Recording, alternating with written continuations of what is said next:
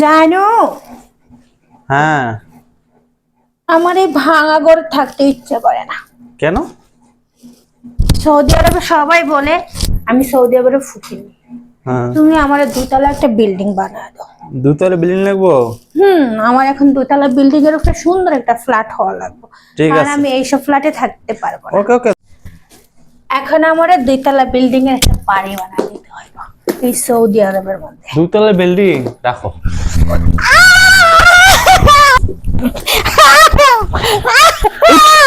উঠ, কাম কর, শুধু কাম কর, শুধু কাম কর। আমার দুইতলা বিল্ডিং, এটা তুই কাম, বাইরে বাইরে কাম আছে। আমার দুইতলা বিল্ডিং কাম করছ না করে করতেছি তো। বাড়িতে সুন্দর করে ধরতে।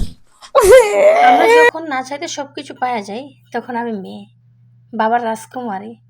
আর যখন সব কিছু না পেয়েও মুচকি হাসি দেই তখন আমি বউ, একজন দাসী।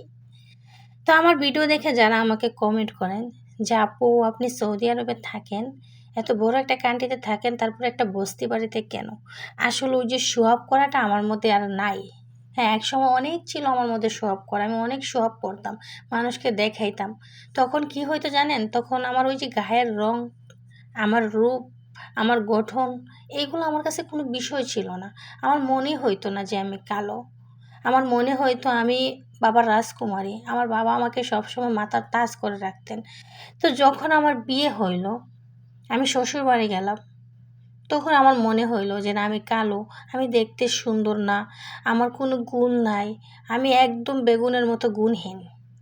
কিন্তু একটা কথা কি জানেন?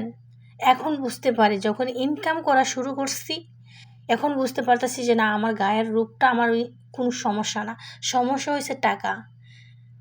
তোমার কাছে যদি টাকা থাকে, তোমার কাছে ভালো একটা চাকরি থাকে, তুমি ভালো একটা ইনকাম করো, ভালো একটা অ্যামাউন্ট দাও, তখন শ্বশুর শাশুড়ি স্বামী তাদের কাছে তুমি একজন কুইন।